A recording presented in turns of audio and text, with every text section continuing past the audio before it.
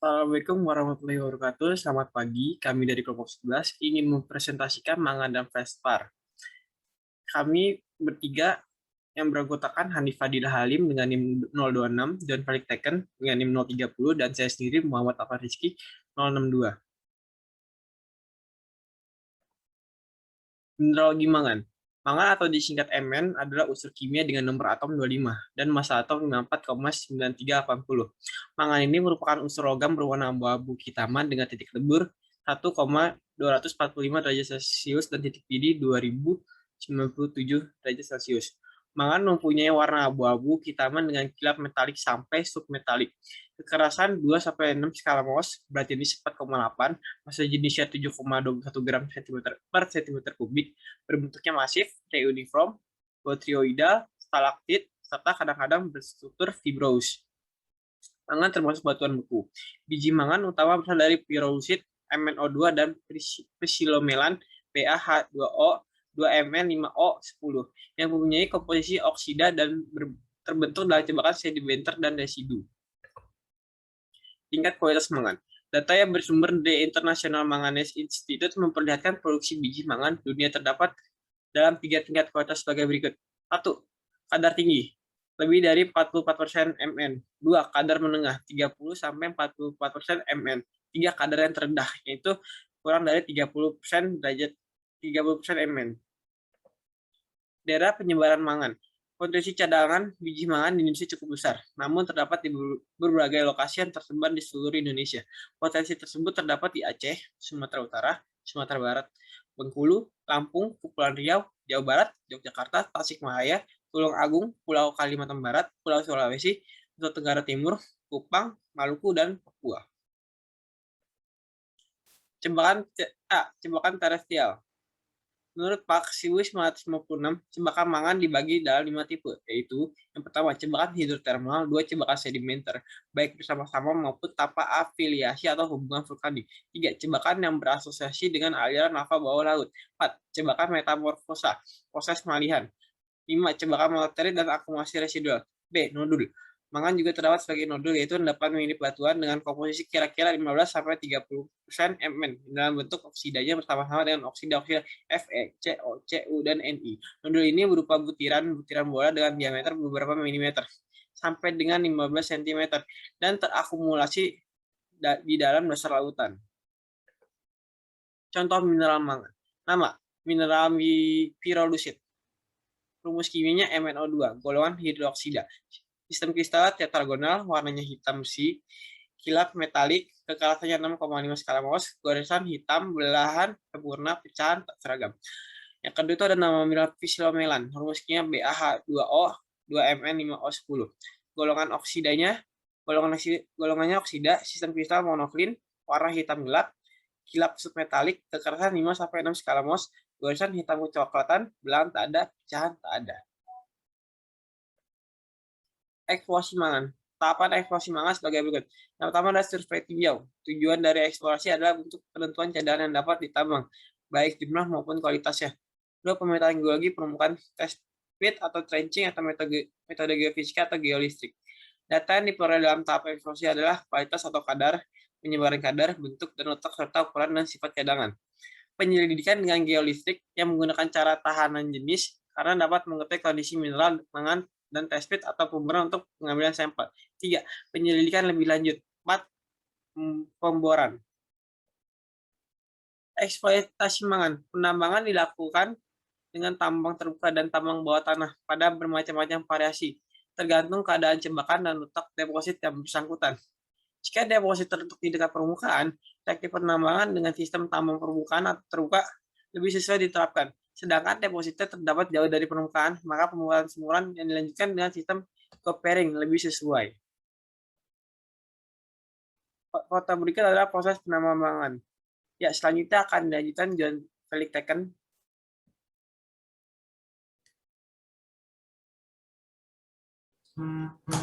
Nah, selanjutnya ada pengolahan mangan. Di pengolahan mangan ini terbagi atas dua, yaitu pertama ekstraksi biji dan yang kedua pemecahan atau cara konsentrasi tergantung keadaan biji.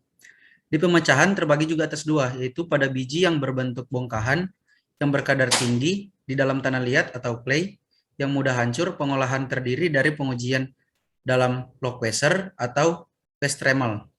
Dan yang kedua, bila biji bercampur dalam batuan keras, harus dihancurkan atau crushing dulu, kemudian dikerjakan dengan meja goyang atau shaking table. Adalah pemecahan material dengan cara mengalirkan air yang tipis pada suatu meja bergoyang. Ini contoh gambar Westremel dan contoh gambar meja goyang. Selanjutnya masuk dalam proses pengolahan mangan. Dalam proses pengolahan mangan, ini terlihat bagan yang pertama itu tambang mangan, dia masuk ke pemecahan, terus ke ayakan, kemudian ke tromol. Dari tromol, dia terbagi juga atas dua cara. Itu yang pertama kejik bisa ke langsung lembah, terus ke konsentrat, elevator, kemudian ke truk. Dan yang kedua dari tromol, bisa langsung ke konsentrat. Dari konsentrat terbagi dua, yaitu ke lembah dan bisa ke bin dan lalu ke truk. Untuk kegunaan mangan, yang pertama ada produksi besi baja, juga logam mangan dalam proses pembuatan baja sangat menguntungkan karena mangan dapat mengikat belerang sehingga mencegah terjadinya FES yang dapat merapuhkan baja. Biasanya digunakan campuran besi mangan, yaitu ferromangan. Mangan digunakan dalam paduan baja untuk meningkatkan karakteristik yang menguntungkan seperti kekuatan, kekerasan, dan ketahanan. Selain itu, mangan juga mampu mengikat oksigen, sehingga dapat mencegah terjadinya rongga-rongga atau gelembung. Pada baja yang terbentuk setelah proses, pendinginan dilakukan. Dan yang kedua, campuran aluminium. Aluminium dengan kadar mangan sekitar 1,5% mempunyai tingkat perlawanan yang lebih tinggi melawan karatan dan kerusakan disebabkan oleh pembentukan urat yang menyerap kotoran. Dan yang ketiga, industri baterai kering, salah satu peran atau manfaat MnO2 sebagai pirolusit. Dalam baterai sel, kering yaitu sebagai oksidator dan juga digunakan sebagai pendepolarisasi pada sel kering baterai. Ini contoh video kegunaan mangan.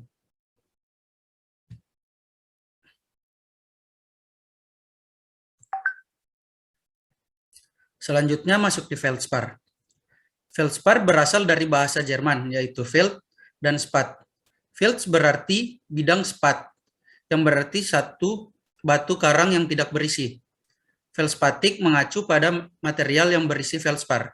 Feldspar adalah nama kelompok mineral yang terdiri dari kalium atau potasium atau lambangnya K, natrium atau sodium atau lambangnya Na, dan kalsium alumino silikat.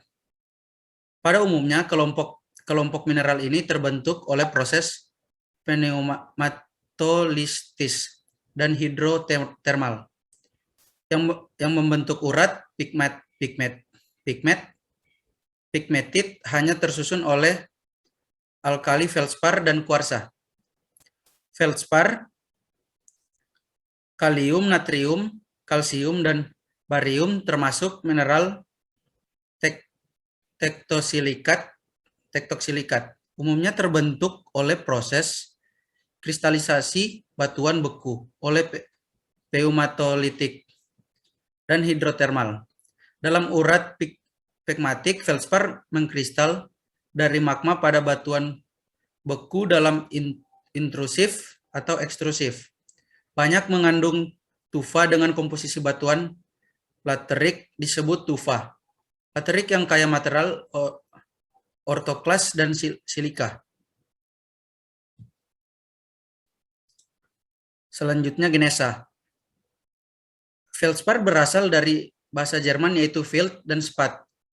Field berarti bidang, dan spat yang berarti suatu batu karang yang tidak berisi. Feldspatik mengacu pada material yang bersih feldspar. Feldspar adalah nama kelompok mineral yang terdiri atas kalium dan kalsium alumino-silikat. Pada umumnya, kelompok mineral ini terbentuk oleh proses biomatolisis dan hidrotermal yang berbentuk urat pigment. Pigmentit hanya tersusun oleh alkali, feldspar, dan kuarsa. Feldspar ditemukan pada batuan beku, batuan erupsi, dan metaforsa, baik bersifat asam maupun basa. Batuan granit yang mengandung 60% feldspar yang bersosiasi dengan kuarsa, mika, kolrit, baril, dan rutil. Sedangkan batuan pegmatit bersosiasi dengan kuarsa, mika, dan topas. Berdasarkan tempatnya, endapan feldspar dibagi menjadi 3 bagian, yaitu feldspar yang pertama yaitu feldspar primer, yang artinya endapan feldspar primer berasal dari kristalisasi magma pada batuan beku intrusif dan ekstrusif dalam bentuk lapisan.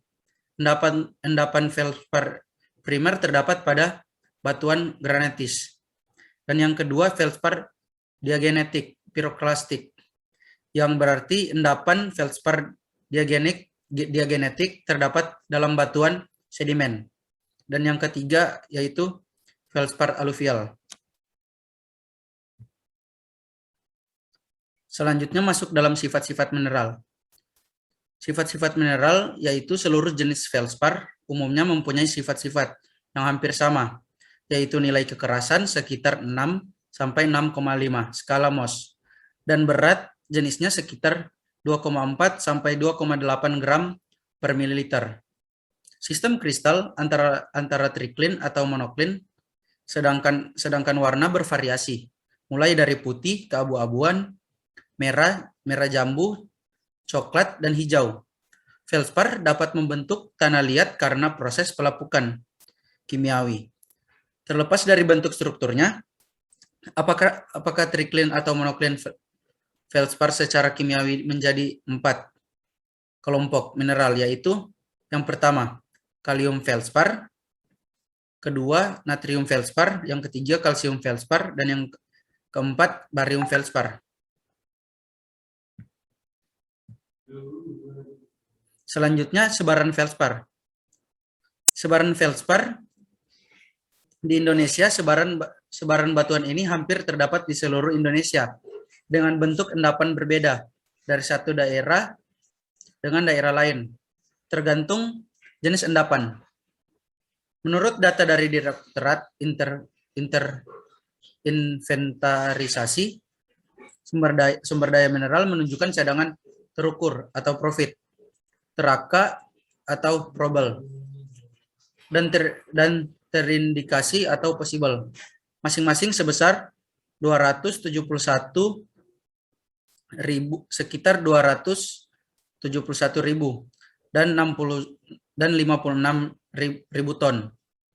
Sebaran feldspar Nusa Tenggara Timur antara lain terdapat di daerah Wolosoko, Kecamatan Wolowaru, Maubasa, Kecamatan Dori, dengan jumlah deposit sumber daya hipotetik dari masing-masing kecamatan adalah Kecamatan Wolowaru sebesar 2 juta ton, Kecamatan Lio Timur sebesar 500 ton. Terdapat di daerah Paga, Sika dengan jumlah sumber daya hipotetik yang sebesar 2.100.000. Terdapat di daerah Taui, Sumba Timur dengan jumlah sebesar daya terteka 13.884. Untuk selanjutnya akan dijelaskan oleh Hanif. Baik, terima kasih Juan. Kemudian dapat kita lihat berikutnya adalah klasifikasi feldspar. Yang pertama ada berdasarkan endapan. Berdasarkan endapan ini dibagi menjadi 3, yaitu feldspar primer, feldspar diagenetik, dan feldspar aluvial. Di mana feldspar primer yaitu dalam batuan granitis, kemudian felspar diagenetik, yaitu dalam batuan sedimen piroklastik. Kemudian yang terakhir ada felspar aluvial, yaitu dalam batuan yang telah termetamorfosa. Yang kedua, berdasarkan kandungan unsur, yaitu dibagi menjadi dua, yaitu alkali felspar dan plagioklas, di mana alkali felspar yaitu mineral silikat dengan dominasi kalium dan kristal prismatik. Contohnya ada mikrolin, sanidin, pertit, dan antipertit. Kemudian plagioklas, mengandung kalsium anortit dan natrium albit, biasanya berwarna putih sampai abu-abu kilap. Contohnya andesit, labradorit, dan oligoklas. Baik, kemudian kita beralih ke eksplorasi, di mana metode eksplorasi yang digunakan pada penambangan felspar ini adalah metode langsung, yaitu dengan penyelidikan singkapan atau bentuk-bentuk menonjol di permukaan bumi. Hal ini terjadi secara alami yang biasanya disebabkan oleh pengaruh gaya dalam yang biasa kita tahu adalah gaya endogen. Contohnya ada letusan gunung berapi. Nah, dan letusan gunung api ini mengakibatkan adanya gempa bumi. Gempa bumi itu terjadi karena gesekan antara dua kerak dan mengakibatkan terjadinya patahan dan timbullah singkapan di permukaan bumi. Nah, untuk eksplorasi sendiri yaitu ada beberapa tahapan. Yang pertama ada persiapan atau preparation. Nah, preparation ini ada beberapa bagian lagi, yaitu yang pertama peta dasar lapangan.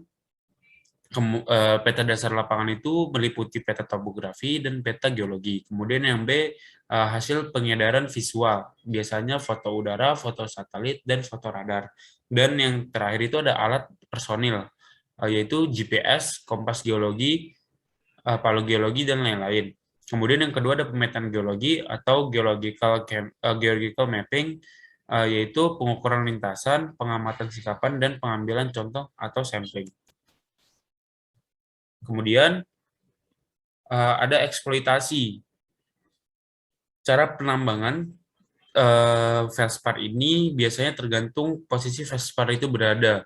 Biasanya felspar ini paling banyak biasanya menggunakan penambangan terbuka, tapi bisa juga dengan penambangan dalam atau underground mining. Nah, biasanya penambangan open pit ini yang paling banyak sering dilakukan. Nah, penambangan selanjutnya dilakukan dengan sistem teras atau band system dengan ketinggian dan lebar teras 3 kali 5 meter. Nah, sistem penambangan ini dapat menghasilkan suatu front. Nah, di mana front itu yang bisa memudahkan dan membuat aman pekerja selanjutnya. Kemudian lapisan tanah penutup dan endapan felspar yang berkualitas rendah dipindahkan ke suatu tempat yang tidak mengganggu jalannya penambangan. Kemudian penambangan dilakukan dengan beberapa tahapan, menggunakan pertama pengupasan topsoil, kemudian pembuatan teras atau band system, kemudian menghasilkan front kerja yang aman dan mempermudah pekerja. Kemudian yang ketiga yaitu seleksi, di mana kualitas rendah akan dipindahkan dan kualitas yang baik akan diolah ke pabrik. Baik, kemudian ada pengolahan. Pengolahan ini ada dalam bentuk sederhana, yaitu penggilingan atau milling, dan biasanya dengan menggunakan pot mill atau pebble mill. Kemudian yang kedua ada pencucian atau washing, dan yang terakhir ada pengayakan atau sizzing. Kemudian terdeformasi oleh, yang pertama ada jaw crusher, yang kedua cone crusher, yang ketiga vibrating screen, yang keempat ada green mill, yang kelima ada pemisah mineral pengotor seperti pasir besi, biotit, granit, mika, dan kuarsa.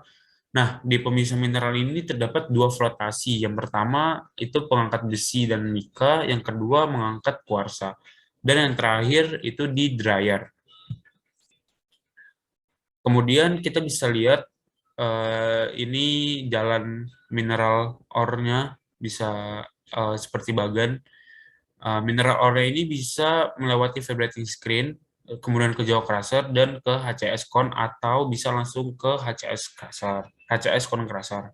Kemudian dari HCS cone crusher ini akan beralih ke HPC cone crusher. Setelah dari HPC cone crusher, lalu dilanjutkan ke vibrating screen. Nah, dari vibrating screen ini bisa kembali lagi ke HPC cone crusher dengan beberapa pertimbangan. Kemudian dari vibrating screen lanjut ke green mill. Nah, dari green mill ini bisa ke spiral classifier atau bisa lagi mengulang ke green mill. Nah, dari spiral classifier ini bisa melewati dua, yaitu spiral Q dan magnetic separator. Dari magnetic separator ini high strike magnetic separator, kemudian berakhir di drying machine. Kemudian dari spiral Q itu menuju paling akhir yaitu flotation machine. Kemudian pengolahan feldspar. Nah, biasanya pengolahan feldspar ini disortir lagi yang baik dan halusnya. Nah, biasanya setelah disortir itu akan diangkut ke gudang. Nah, biasanya di gudang biasanya pengangkutannya itu dilakukan oleh manusia dan dibantu oleh alat berat. Nah, kemudian dari gudang bahan galian diangkut ke konsumen dengan menggunakan truk dengan harga penjualan dilakukan dengan harga loko gudang. Dengan demikian, pengangkutan ke tempat pabrik dilakukan oleh pembeli. Sebelum dipasarkan, dilakukan pemeriksaan laboratorium atas beberapa contoh yang diambil dari stok yang ada di gudang. Nah, baik, kemudian pada umumnya mineral fespar ini untuk menghilangkan atau menurunkan kadar material pengotor seperti biotit, turmalin, mika, muskovit, dan kuarsa. Nah, ketika kadar Fe2O3-nya ini terlalu tinggi, maka pengolahannya itu akan mengakibatkan perubahan warna pada keramik. Nah, sebagai contohnya untuk pembuatan badan porselin, kualitas baik dengan kadar Fe2O3-nya maksimum adalah 0,50%. Kemudian kita beralih ke cara pengolahan feldspar. Nah, cara pengolahan feldspar ini dengan cara sederhana, yaitu penggilingan atau milling, pencucian, dan pengayakan. Menggiling dapat dilakukan dengan pot mill atau pebble mill. Feldspar yang terdapat dalam batuan yang mengalami deformasi, maka prosesnya akan lebih rumit. Kemudian dalam proses magnetit, yaitu intensitas magnet tinggi hanya dapat memisahkan magnetitnya saja, tetapi mineral kotornya dan itu tidak akan terpisah dan kadar alkalinya itu tidak akan meningkat. Kemudian kita beralih ke gunaan. Nah, contohnya kita ambil dari industri keramik. Jadi feldspar itu bisa digunakan di industri keramik. Nah, biasanya kalau misalkan feldspar dalam bentuk oliglokas basah, biasanya itu nggak bisa dipakai. Kenapa? Karena kadar kaliumnya tinggi. Nah, biasanya yang sering dipakai standar Indonesia itu yaitu ortoklas atau mikrolin, albit, atau natrium feldspar. Bisa kita lihat dari keramik yang ada di bawah.